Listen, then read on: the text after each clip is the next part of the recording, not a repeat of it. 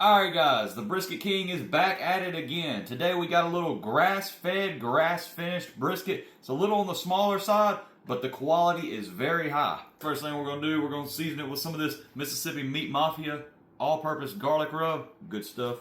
See all this seasoning? We're not going to let that go to waste. Go ahead and soak it up with the meat. And now that we got it nice and seasoned, we're going to let it sit. Let that seasoning sweat into the meat for about 30 minutes to an hour.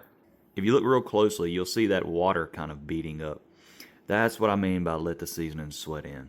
Now we're going to throw that bad boy on there at 225. Once my meat probe says it's around 165 to 170, we're going to pull it off and wrap it. Oh yeah, we're sitting at about 167. We're going to go ahead and wrap it. Let's transfer it onto the butcher paper. We're going to put a little bit of this butter under it. That way it keeps a lot of that juice.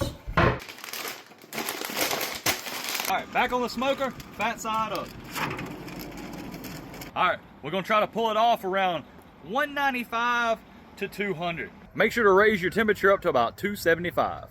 That's gonna ensure that the brisket does not dry out before it reaches around 200 degrees. So it's come to the Brisket King's attention that some people think I'm not the best brisket cooker on the planet. If not me, then who? Woo, we are so close. If the Brisket King tells you how to make a brisket, you listen. All right, we're there. We're about to throw it in the cooler. We're sitting around 198, 197 degrees. We're gonna call it. I like to take a towel, grab it like this, wrap it up. Now we're gonna throw it in the cooler. Opposite of the way it was sitting. All right, long enough. All right, let's dig in. Ooh, look at that juice. All right, let's cut it in half. My knife is so dull. Look at that. Juicy brisket everywhere. Oh yeah. That's how you do it.